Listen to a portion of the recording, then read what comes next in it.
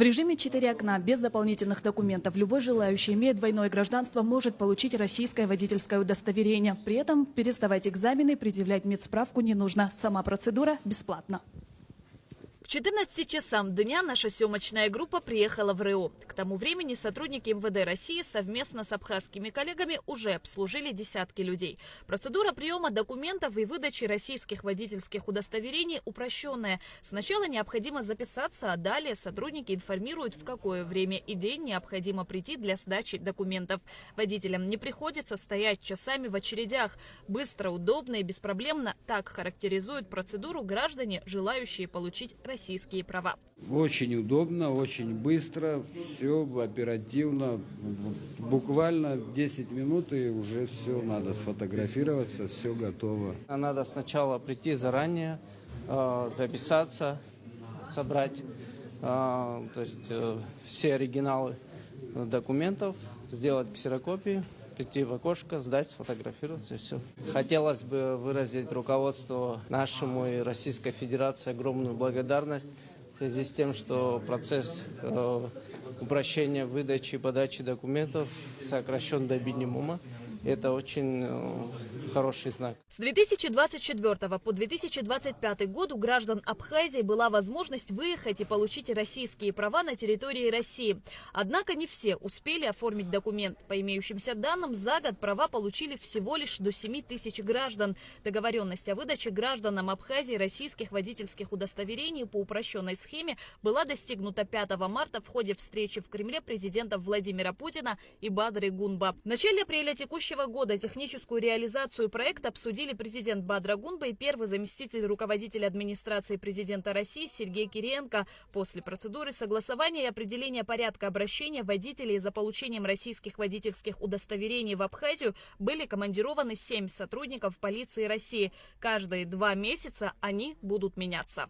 Министерство внутренних дел Российской Федерации с нашим министром были ряд встреч, и после всех этих встреч было достигнуто таких результатов, что продление выдачи российских прав продлили на год.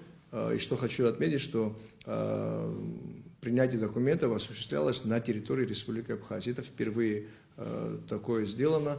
Хочу еще сообщить, что медицинская справка, которая требовалась на территории России, в Абхазии сейчас она не требуется, и все это бесплатно и беспошлино. В рамках процедуры оформления российских прав заявитель, имеющий паспорт гражданина России и Абхазии, предоставляет действующее абхазское водительское удостоверение. Его проверяют по базе и направляют в госавтоинспекцию МВД России.